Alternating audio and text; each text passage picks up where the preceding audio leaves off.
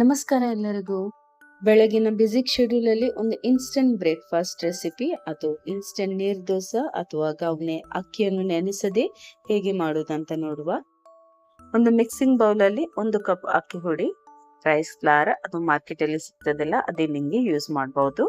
1 tea spoon ಉಪ್ಪು, ಹಾಗೇನೆ 1.5 cup ನೀರ್ ಹಾಕೋದು.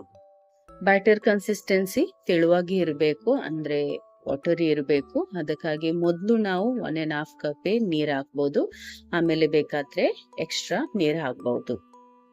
ಚೆನ್ನಾಗಿ ಮಿಕ್ಸ್ ಮಾಡಿ ಏನು ಲಮ್ಸ್ ಇರದೆ ನೋಡ್ಕೊಳ್ಳುವ. ನೀರ್ ದೋಸಕ್ಕೆ ಬ್ಯಾಟರ್ ರೆಡಿ ಇದೆ. ಇವಾಗ ಕಾವಲಿ ಇಡುವ. ಕಾವಲಿ ನಾನ್ ಸ್ಟಿಕ್ ಇಡಬಹುದು ಅಥವಾ ನಾರ್ಮಲ್ ಅಯನ್ ಪ್ಯಾನ್ ಇದ್ರೆ ಅದು ಯೂಸ್ ಮಾಡಬಹುದು. ಸ್ವಲ್ಪ ಆಯಿಲ್ ಹಾಕಿ ಆಮೇಲೆ ಸ್ಪೂನ್ ಅಲ್ಲಿ ಇದನ್ನ ಬ್ಯಾಟರ್ ಅನ್ನು ಕಾವಲಿಗೆ ಹಾಕಬಹುದು. ಸಿಂಪಲ್ ರೆಸಿಪಿ, ಚಟ್ಪಟ್ ಹಾಗೆ 5 ನಿಮಿಷದಲ್ಲಿ ತಯಾರಾಗುವ ನೀರ್ ದೋಸೆ ರೆಸಿಪಿ ಇದು.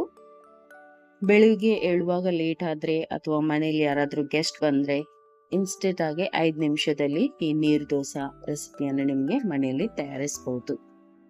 Friends, this is the first time I made video in Kannada. Actually, my regular videos are in English or Konkani. I'm not that fluent in Kannada speaking. In case of any error or something, kindly forgive me.